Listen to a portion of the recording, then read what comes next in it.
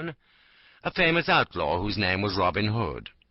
No archer ever lived that could speed a grey goose shaft with such skill and cunning as his, nor were there ever such yeomen as the 70 merry men that roamed with him through the greenwood shades. Right merrily they dwelt within the depths of Sherwood Forest, suffering neither care nor want, but passing the time in merry games of archery or bouts of cudgel play, living upon the king's venison, washed down with draughts of ale of October brewing.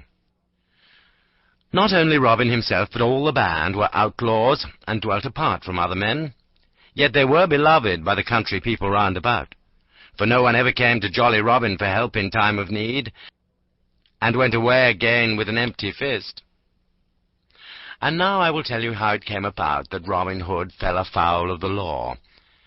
When Robin was a youth of 18, stout of sinew and bold of heart, the Sheriff of Nottingham proclaimed a shooting match, and offered a prize of a butt of ale to whomsoever should shoot the best shaft in Nottinghamshire.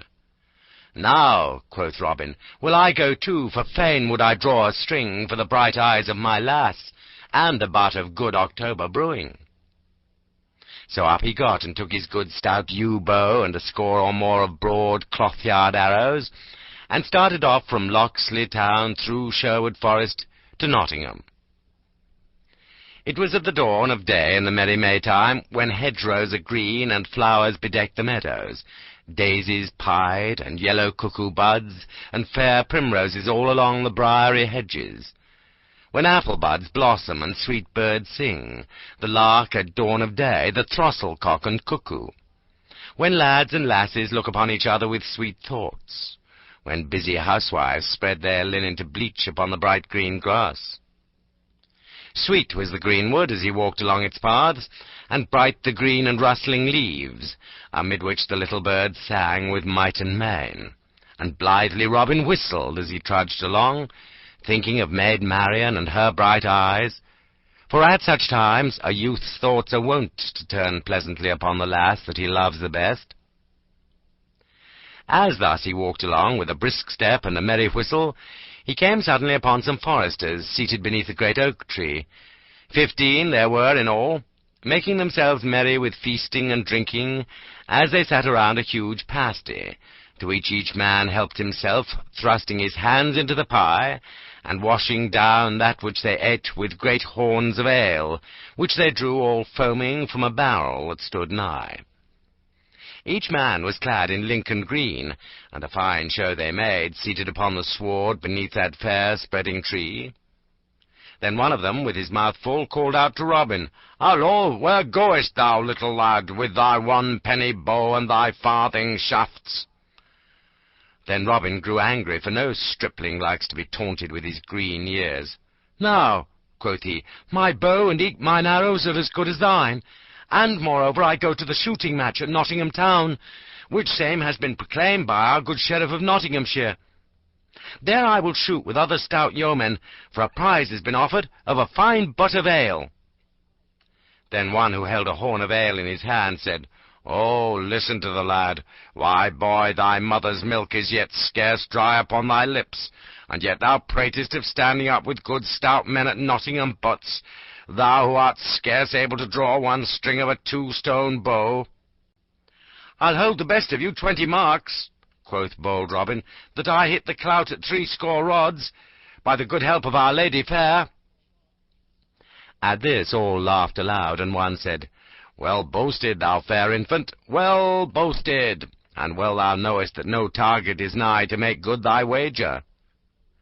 And another cried, "He'll be taking ale with his milk next." At this Robin grew right mad. "Hark ye," said he, "yonder at the glade's end I see a herd of deer, even more than 60 rods distant. I'll hold you 20 marks that, by leave of Our Lady, I cause the best heart among them to die." "Now done," cried he who had spoken first, "and here are 20 marks. I wager that thou causest no beast to die, with or without the aid of Our Lady." Then Robin took his good yew bow in his hand, and placing the tip at his instep, he strung it right deftly. Then he knocked a broad cloth-yard arrow, and raising the bow, drew the grey goose feather to his ear. The next moment the bowstring rang, and the arrow sped down the glade as a sparrow-hawk skims in a northern wind.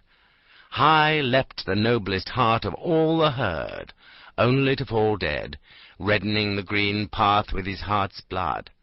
"Ha!" cried Robin, "how likest thou that shot, good fellow? I wot the wager were mine, and it were 300 pounds. Then all the foresters were filled with rage, and he who had spoken the first and had lost the wager was more angry than all. "Nay," cried he, "the wager is none of thine, and get thee gone straightway, or, by all the saints of heaven, I'll baste thy sides until thou wilt ne'er be able to walk again." "Knowest thou not," said another, "that thou hast killed the king's deer, and by the laws of our gracious lord and sovereign, King Harry, thine ears should be shaven close to thy head?" "Catch him," cried a third. "Nay," said a fourth, "let him e'en go because of his tender years." Never a word said Robin Hood, but he looked at the foresters with a grim face, then turning on his heel, strode away from them down the forest glade. But his heart was bitterly angry, for his blood was hot and youthful, and prone to boil. Now, well would it have been for him who had first spoken, had he left Robin Hood alone. But his anger was hot, both because the youth had gotten the better of him, and because of the deep draughts of ale that he had been quaffing. So, of a sudden, without any warning, he sprang to his feet and seized upon his bow and fitted it to a shaft. "Aye," cried he, "and I'll hurry thee anon." And he sent the arrow whistling after Robin. It was well for Robin Hood that that same forester's head was spinning with ale, or else he would never have taken another step. As it was, the arrow whistled within 3 inches of his head. Then he turned around and quickly drew his own bow, and sent an arrow back in return. "You said I was no archer," cried he aloud, "but say so now again." The shaft flew straight. The archer fell forward with a cry, and lay on his face upon the ground, his arrows rattling about him from out of his quiver, the grey goose shaft wet with his heart's blood. Then, before the others could gather their wits about them, Robin Hood was gone into the depths of the greenwood. Some started after him, but not with much heart, for each feared to suffer the death of his fellow. So presently they all came and lifted the dead man up and bore him away to Nottingham Town. Meanwhile Robin Hood ran through the greenwood. Gone was all the joy and brightness from everything, for his heart was sick within him, and it was borne in upon his soul that he had slain a man. "Alas," cried he, "thou hast found me an archer that will make thy wife to ring. I would that thou hadst ne'er said one word to me, or that I had never passed thy way, or e'en that my right forefinger had been stricken off ere that this happened. In haste I smote, but grieve I sore at leisure." And then, even in his trouble, he remembered the old saw that "what is done, and the egg cracked cannot be cured." And so he came to dwell in the greenwood that was to be his home for many a year to come, never again to see the happy days with the lads and lasses of sweet Locksley Town. For he was outlawed, not only because he had killed a man, but also because he had poached upon the king's deer, and 200 pounds were set upon his head as a reward for whoever would bring him to the court of the king. Now the sheriff of Nottingham swore that he himself would bring this knave, Robin Hood, to justice, and for 2 reasons. First, because he wanted the 200 pounds, and next, because the forester that Robin Hood had killed was of kin to him.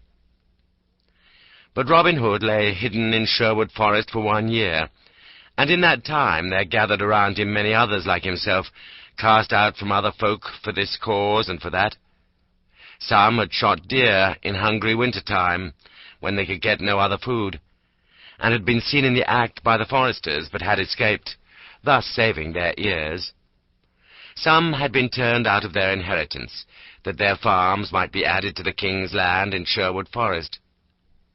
Some had been despoiled by a great baron, or a rich abbot, or a powerful esquire.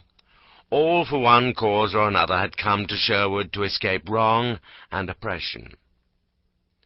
So in all